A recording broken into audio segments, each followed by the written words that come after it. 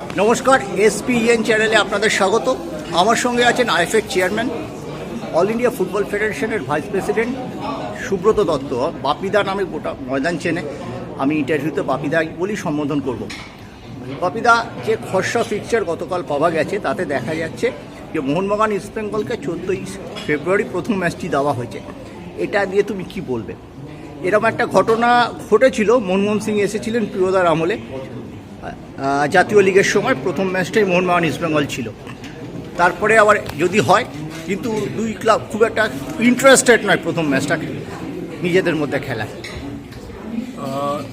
দুটো ক্লাব যে প্রতিবাদ জানিয়েছে যে তারা প্রথম ম্যাচ খেলতে ইচ্ছুক নয়, সেটা খুবই স্বাভাবিক। কারণ তারাও চাইবে, যেহেতু এটা সিঙ্গেল লেগ লিগ, তো তারাও চাইবে যে কয়েকটা ম্যাচ খেলে ধাতস্থ হয়ে তারপরে এক ডার্বি খেলা। কারণ অন্য যে কোনো ম্যাচ আর ডার্বির মধ্যে অনেক তফাৎ আছে, এবং এটা কোনো সাধারণ ম্যাচ নয়। কারণ এখানে কোটি কোটি সদস্য সমর্থকদের এর মধ্যে জড়িত, তাদের আবেগ জড়িত। তো সুতরাং আমার মনে হয় পিকচার এমনভাবেই করা উচিত যাতে ডার্বিটা কয়েকটা ম্যাচ বাদে হয়। ততদিনে এই দুটো ক্লাব নিজেদের মানে সড়গড় করে নিতে পারবে। বাপিদা, তুমি প্রথম বলেছিলে যে এই যে ডার্বিটা কার, সিঙ্গেল লেগ, এটা কি জয়েন্টলি করা উচিত?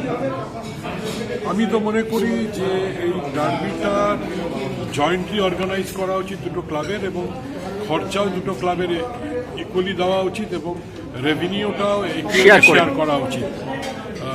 এইভাবেই ব্যাপারটা, অন্তত এই বছরটা এইভাবে না। একদমই তাই। বাপিদা, অবশেষে বলটা গড়াবে 14ই ফেব্রুয়ারি থেকে, সবই আশা বছর অনেক দেড় মাস ধরে আমরা দেখেছি অনেক আলাপ আলোচনা, ভার্চুয়াল মিটিং, ফিজিক্যাল মিটিং। কি মনে হচ্ছে? আর আগামী 20 বছরের জন্য যে সেটাও কি এর মধ্যে দ্রুত নিষ্পত্তি হওয়া উচিত, যাতে পরের মরশুমে কোনো এফেক্ট না করে? কথাটা হচ্ছে যে 14ই ফেব্রুয়ারি থেকে যদি এই আইএসএল যেটা শুরু হচ্ছে, এটা খুবই ভালো খবর। কারণ ফুটবলটা বন্ধ হয়ে যাক, শেষ হয়ে যাক, সেটা কখনোই কাম্য নয়। এবং এই যে ফুটবলের আসর বসছে, এতে যারা মেন স্টেক হোল্ডার, মানে খেলোয়াড় যারা আছে, ক্লাব যারা আছে, এদের রেফারি, কোচ, এদের জীবিকা নির্ভর করে অনেকেরই এটার উপরে, এবং তাদের ফর্ম নির্ভর করে এটার উপরে। সুতরাং আইএসএল হওয়াটা খুব জরুরি ছিল। এটা যে হচ্ছে, এটা খুব ভালো খবর।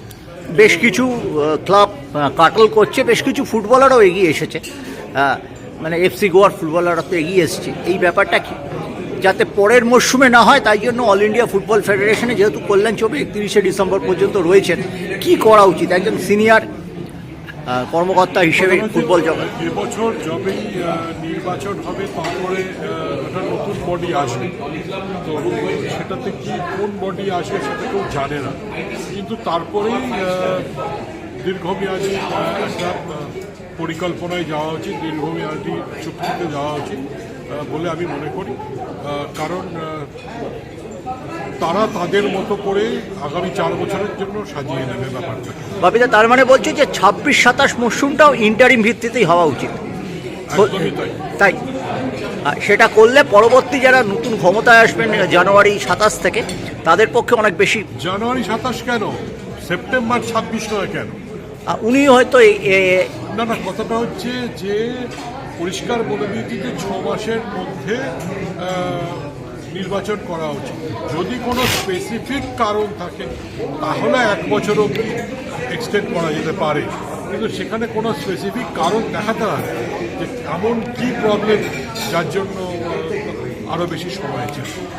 বাপিদা, কলকাতার ময়দানে যে সমস্ত কর্মকর্তা সকলকে নিয়ে চলার ব্যাপারে অগ্রণী ভূমিকা নেন, তার মধ্যে তুমি একজন।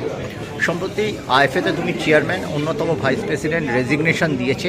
এই ব্যাপারটা এখনও মিটিং ডাকা হয়নি, যেহেতু ওটা সভাপতির ব্যাপার, কবে মিটিং ডাকবেন। এবং আমি অনির্বাণ বাবুর সাথে কথা বলেছিলাম, উনি বলেছেন আমার কাছে তো আসেনি, ওটা সভাপতিই ঠিক করবেন। যদিও গভর্নিং বডির আলটিমেট মিটিংটা, নোটিশটা অনির্বাণ বাবু সই করবেন। এটা কি বলবে বা এই ব্যাপারটা নিয়ে?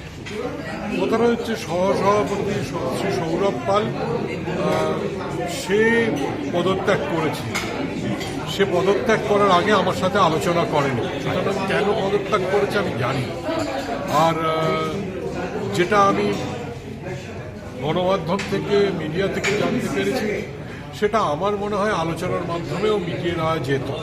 এবং নিজেদের মধ্যে যত কম ভাগা এরকম বিভেদ হয় তত ভালো, যত কম ভেদাভেদ হয় তত ভালো। এবং আলোচনার মাধ্যমে আমার মনে হয় সব কিছুরই সমাধান হওয়া যায়। কিন্তু উনি একটা অভিযোগও করেছিলেন যে কমার্শিয়াল পার্টনার, যেটা পুলিশ রিপোর্টে প্রকাশ্যে এনেছিলেন, তারপরেই পদত্যাগটা পাঠিয়ে দিয়েছে প্রেস ক্লাব থেকে। কিছু তো একজনের মানে পরামর্শে বা একজনের ইচ্ছায় হয় না। আইএফএ একটা অ্যাসোসিয়েশন, সবাই ইচ্ছে নিয়েই ব্যাপারটা হয়। তো সুতরাং ওনার বক্তব্য উনি রাখতেই পারতেন গভর্নিং বডিতে। গভর্নিং বডি যদি মেনে নেয় ওনার বক্তব্য, তাহলে ঠিক আছে, তাহলে উনি ঠিক পথে